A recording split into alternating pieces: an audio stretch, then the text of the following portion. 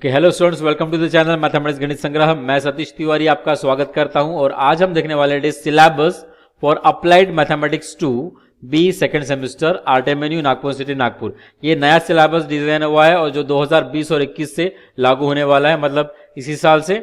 सो इसमें total credit दिए हुए इट इज 4 और सब्जेक्ट कोड है इसका, it is BE semester 2, it is for the first theory subject. अभी जो टोटल क्रेडिट्स है इसको कैसे डिवाइड किया हुआ है देखिए, टीचिंग स्कीम में आपको पता चलेगा। यहाँ पे लेक्चर्स आपको 3 आवर्स लेक्चर देंगे पर week, it is a theory lecture, और ट्यूटोरियल 1 आवर्स का रहेगा। सो 3 + 1 मतलब it is 4 lecture you will have in the it is week. और एग्जामिनेशन स्कीम यहाँ पे कैसे रखी है, इट इज व्हाट थ्योरी के लिए 70 मार्क्स अलॉटेड है और इंटरनल मार्क्स जो वो 30 मार्क्स है यहाँ पे। ओके, सो टोटल 70 + 30 अगर आप देखेंगे तो it is what total 100 marks होते हैं। And duration of the university examination is what 3 hours, और ये 3 आवर्स दिया हुआ ये थ्योरी एग्जामिनेशन के लिए हुए specially. Okay, it is not for the internal that will be conducted by the college and given by the college. So आपको ये 70 मार्क्स का प्रिपरेशन करना है और देखते हैं हम यहाँ पे अभी 70 मार्क्स के लिए हमारे पास सिलेबस में क्या क्या दिया हुआ है। So here we are having the syllabus of applied mathematics 2 with topics, and this syllabus is applicable for all branches. Okay, अब all branches का मतलब क्या, it is for computer technology, computer science, computer engineering, information technology, it is electronics engineering, electronics communication, electronics telecommunication, mechanical engineering, aeronautical engineering, और मतलब जितने भी branches है, power engineering वगैरह जितने भी बी सेकंड सेमेस्टर में आते हैं और आरटीएमएनयू से कनेक्टेड है, उन सब के लिए बी सेकंड सेमेस्टर का ये जो मैथ्स का सिलेबस है M2 का वो सेम रहने वाला है। ओके, अब आइए यहाँ पे देखते हैं कि टॉपिक क्या रहने वाले हैं। टॉपिक यहाँ पे हमें मिलेंगे, यूनिट नंबर 1 रहेगा इंटीग्रल कैलकुलस 1, ये पूछा जाता है 10 मार्क्स के लिए। Integral calculus 2 again of it is 12 marks यहाँ पे अलॉटेड है इसके ऊपर। देन थर्ड यूनिट है multivariable calculus, it is on integration. Okay, multivariable calculus आपने M1 में भी देखा है जो डिफरेंशिएशन पे डिपेंड था, और ये इंटीग्रेशन पे डिपेंड है। इस पे 16 मार्क्स अलॉटेड है, मतलब बहुत ही मैक्सिमम मार्क्स अलॉटेड है यहाँ पे। और ये जो तीनों यूनिट है 1, 2 और 3, ये तीनों इंटीग्रेशन पे डिपेंड है।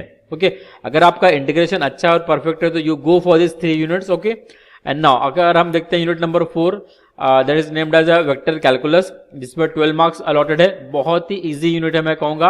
एंड उसके बाद 5वां यूनिट है स्टैटिस्टिक्स, 10 मार्क्स, इसको बिल्कुल भी नहीं छोड़ना है। Then unit number 6 finite differences again of 10 marks. अगर आप देखेंगे यूनिट नंबर 4, 5 और 6 ये बहुत ही आसान यूनिट है और सिंपल से फॉर्मूला है, यहाँ पे आपको ज्यादा इंटीग्रेशन भी नहीं करना पड़ेगा। अगर आप देखेंगे तो यहाँ पे it is what 10 + 10 it is 20 plus it is 10 32 marks यहीं पे कवर हो जाते हैं। और टोटल अगर आप कैलकुलेट करेंगे +16 +12 और +10, you will combine that complete as a 70 marks. Okay, तो 70 मार्क्स का इस तरह से आपका ये थ्योरी का पेपर बनता है। So this all about the topic. अब इसके हम सब टॉपिक्स देखते हैं और कौन से इंपॉर्टेंट टॉपिक है उसको हम देखते हैं। सो जैसे यूनिट नंबर 1 है, इट इज इंटीग्रल कैलकुलस 1 है, ये इसके लिए यूनिवर्सिटी ने 8 आवर्स अलॉटेड किए हुए हैं और 10 मार्क्स का यह चैप्टर है। ओके, तो इसमें हमारे पास 2 टॉपिक आपको दिख रहे होंगे। 2 टॉपिक में से पहला टॉपिक है हमारा, it is what evaluation of definite and improper integrals, beta and gamma functions and their properties. तो एग्जामिनेशन में एक क्वेश्चन बीटा, एक क्वेश्चन गामा पे रहता ही है। ओके, तो ये आपको पहला वाला तो टॉपिक कर ही लेना है, बिकॉज इसका यूज हमको सेकेंड यूनिट जो है हमारा कर्व ट्रेसिंग, ठीक है, उसमें भी यूज होने वाला है। तो आपको इसका कंसेप्ट अच्छे से आना चाहिए। उसके बाद फिर सेकेंड टॉपिक है यहाँ पे differentiation of definite integral, mean value, mean square value and root mean square value. अब देखा जाए तो ये कंप्लीटली फॉर्मूला बेस्ड क्वेश्चंस होते हैं और ये करीबन 10-12 क्वेश्चंस ही है, तो ये पूरे क्वेश्चंस आप कर लीजिए तो आपको ये पूरा यूनिट इजीली कवर हो जाता है और आपके जो 10 मार्क्स है कवर हो जाएंगे। It is not a tough unit, मैं कहूंगा थोड़ा सा आपको अगर दिक्कत जा रहा होगा स्टार्टिंग में इंटीग्रेशन में, बट वो प्रैक्टिस से इजी हो जाता है। Okay, it is not a tough chapter. मैं सजेशन दूंगा कि आपको यूनिट नंबर 1 जरूर कीजिएगा, बिकॉज ये बेसिक यूनिट है जिसका यूज सामने में हमको पढ़ने वाला है। उसके बाद हम देखते हैं unit number 2, it is integral calculus 2, 8 hours allotted है यहाँ पे यूनिवर्सिटी के और हमको दिए हुए यहाँ पे it is what 12 marks allotted by university. So tracing of curve है यहाँ पे, इट इज कार्टेशियन कर्व को सिर्फ ट्रेस करना है। वैसे पिछले बार ऐसा भी था कि जहां पे पोलर और पैरामेट्रिक कर्व भी ट्रेस करने थे, बट ये जो नया सिलेबस है इसके अंदर सिर्फ आपको कार्टेशियन कर्व को ही ट्रेस करना है और इसका ही एप्लीकेशन पार्ट है, that is this one, that is application of definite integral to find length of the curve, area, volume, surface area of solid of revolution. Okay, ये तीनों के लिए, फिर कार्टेशियन, पोलर और पैरामेट्रिक कर्व्स के लिए। तो इसके कुछ एग्जांपल्स हैं लिमिटेड, तो उतने आपको अच्छे से कर लेने हैं और उसका प्रैक्टिस अच्छे से करना है। और पिछले यूनिट के भी कंसेप्ट आपको यहाँ पे यूज करने पड़ेंगे इसको सॉल्व करने के लिए। अगर आपको कुछ भी मतलब अगर दिक्कत जा रहा होगा इस यूनिट में, क्योंकि आपको दोनों टॉपिक करने कंपलसरी, तभी जाके आपको 12 मार्क्स मिलेंगे। बिकॉज कभी कभी इस यूनिट के ऊपर 12 मार्क्स का क्वेश्चन पूछ लिया जाता है, एक क्वेश्चन, जिसमें आपको ट्रेसिंग ऑफ कर्व रहता है और साथ ही साथ फिर उसके आपको दिया जाता है find out this length of the curve या फिर एरिया या फिर वॉल्यूम, वैसा रह सकता है। अदरवाइज 6-6 मार्क्स के अलग अलग क्वेश्चन रह सकते हैं, तो आपको पूरा करना है। अगर आपको टफ जा रहा होगा तो मैं सजेस्ट करूंगा कि आप सिर्फ ट्रेसिंग ऑफ कर्व पढ़ लो, आपके 6 मार्क्स इजीली कवर हो जाएंगे इस यूनिट के अंदर। बिकॉज यहाँ पे बहुत सारे फॉर्मूले जो आपको याद रखने पड़ेंगे और उसको कैसे अप्लाई करना है वो भी आपको इसमें याद रखना पड़ेगा। Okay, now moving to the next unit, unit number 3, that is a multivariable calculus. It is depends again on integration and इस पे 12 आवर्स अलॉटेड दिए, 12 आवर्स दिए हुए हमको, 16 मार्क्स अलॉटेड है यहाँ पे और सबसे मेजर मार्क्स यहाँ पे अगर आप देखेंगे तो दिए हुए हैं यहाँ पे। ओके, सो मल्टीपल इंटीग्रेशन आपको करना है, यहाँ पे डबल इंटीग्रल इवेल्युएट करना है, पहला टॉपिक है हमारा। इसको तो आपको करना ही पड़ेगा डबल इंटीग्रेशन, बिकॉज इसके ऊपर ही बाकी की जो सामने के टॉपिक है डिपेंडेंट है। फिर change of order of integration, ये डबल इंटीग्रल ही है, ये दोनों देखा जाए तो डबल इंटीग्रल ही है, बट क्वेश्चंस दोनों पे अलग अलग आते हैं। उसके बाद चेंज ऑफ वेरिएबल है कार्टेशियन टू पोलर। अब कार्टेशियन मतलब क्या होता है, एक्स और वाई। ओके, उसको हम पोलर में कन्वर्ट कर रहे हैं, मतलब हम आर और थीटा को यूज करेंगे, ये हमारे पोलर कोऑर्डिनेट्स है। तो इसमें चेंज करके हम फिर इवैल्यूएट करते हैं इंटीग्रल को, बिकॉज कभी कभी वैसा इवैल्यूएशन बहुत आसान जाता है। तो ये फर्स्ट, सेकंड और थर्ड जो टॉपिक है, ये तीनों आपको अच्छे से पढ़ लेने हैं। Okay, because maximum time question इसी पे रहता है। और साथ ही साथ मैं बोलूंगा आप ये वाला कर लीजिएगा topic, that is elementary triple integral.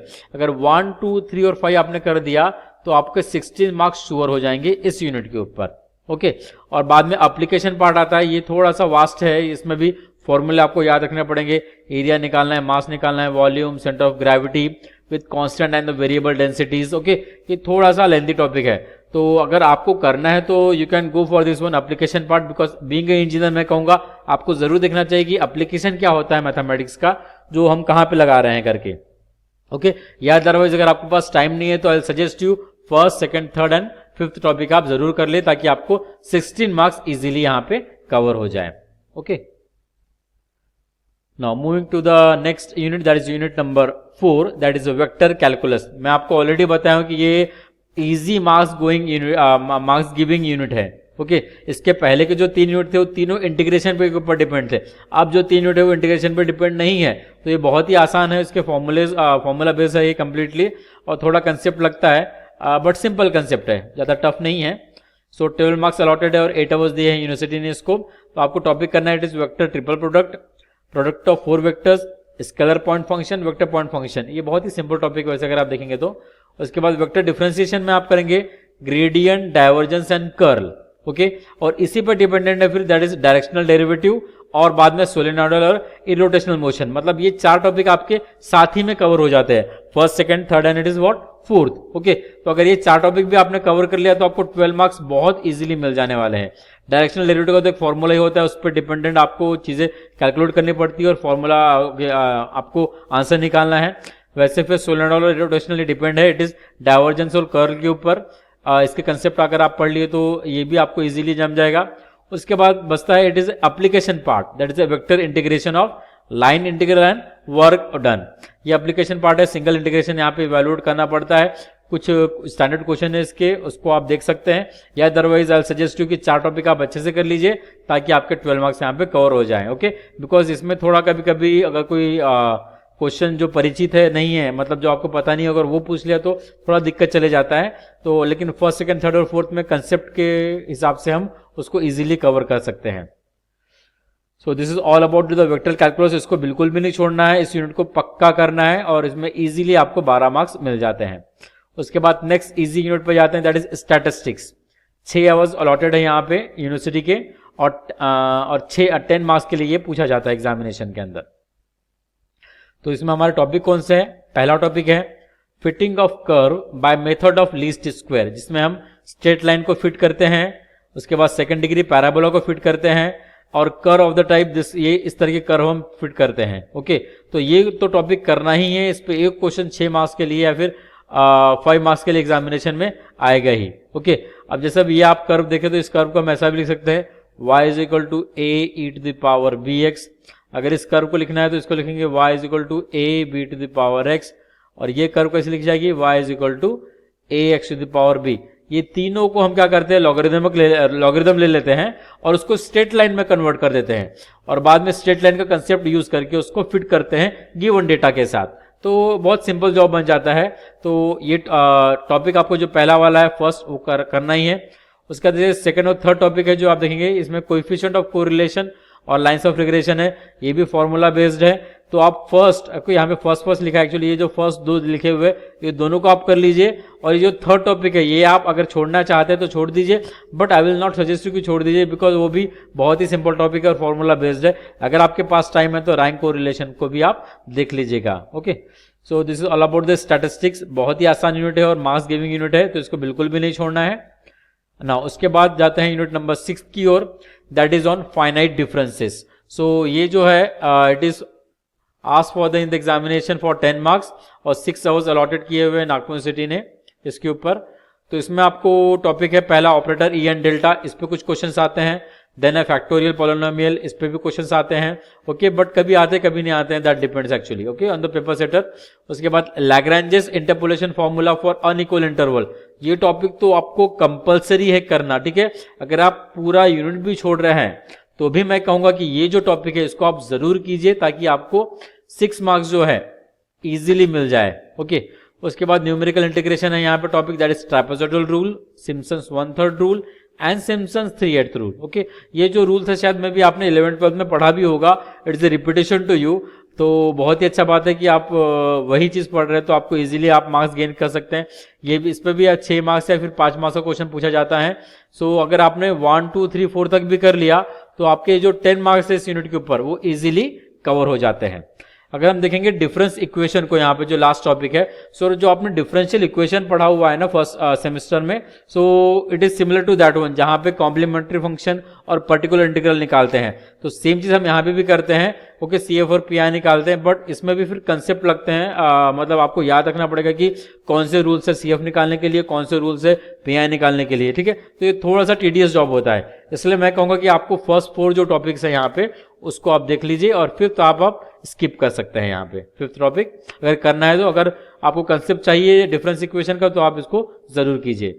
So this is all about the syllabus for it is applied mathematics 2। मेरे हिसाब से आपको सब चीजें क्लियर है। अभी टेक्स्ट बुक्स देख लेते हैं हमको कौन सी यूज करनी है इस अप्लाइड मैथमेटिक्स 2 के लिए। तो टेक्स्ट बुक्स और रेफरेंस बुक्स दोनों मैं यहाँ पे आपको बता रहा हूँ अप्लाइड मैथमेटिक्स 2 के लिए, जो हम यहाँ पे यूज करने वाले हैं। सो पहला वाला है, इट इज व्हाट, इरविन क्रेजिक का बुक है एडवांस इंजीनियरिंग मैथमेटिक्स। अब ये फॉरेन ऑथर का बुक है, तो थोड़ा सा समझने में आपको दिक्कत जा सकती है। मैं कहूंगा आप पहले इंडियन ऑथर का बुक रेफर कीजिए, उसके बाद फॉरेन ऑथर पे जाइए, so it will be good for you. वैसे बुक बहुत अच्छा है क्रेजिक का, उसमें कंसेप्ट बहुत ही अलग तरीके से दिए हुए हैं। देन आप सेकंड यूज कर सकते हैं रमना का हायर इंजीनियरिंग मैथमेटिक्स, या फिर थर्ड वाला NP बाली एंड मनीष गोयल का text books of engineering mathematics. Okay, आपको अगर यूज करना है तो दोनों ही बुक मैंने देखे हैं, बहुत अच्छे हैं। और अगर आपको करना ही है, अगर मैं सजेस्ट करूंगा आपको, दैट इज BS ग्रेवाल का बुक आप जरूर परचेस कर लीजिए अगर होता है पॉसिबल तो, बिकॉज इसमें कंसेप्ट बहुत ही इजीली और बहुत अच्छे तरीके से दिए हुए हैं। आप इसको बाद में गेट के लिए भी यूज कर सकते हैं, और वैसे ही PN वर्टिकर और JN वर्टिकर जो है ये भी बुक आप यूज कर सकते हैं। मैंने ये दोनों बुक पढ़े हुए हैं, मुझे बहुत ही अच्छे लगे, और इसमें कंसेप्ट भी बहुत अच्छे से दिया हुआ है और समझाया हुआ है। तो ये बहुत आसानी से आपको चीजें समझेंगी BS ग्रेवाल में और PN वर्टिकर और JN वर्टिकर के अंदर। तो this is all about the books actually जो आपको यूज करनी है। और अगर आपको कोई दिक्कत होगी कुछ और चीज की, तो आप कमेंट बॉक्स में मुझे जरूर बताइएगा, ठीक है। So now at last I will say it is thank you so much for your patience hearing.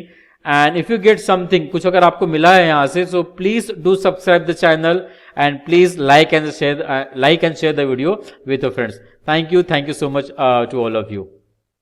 If you have a doubt, please ask in the comment box.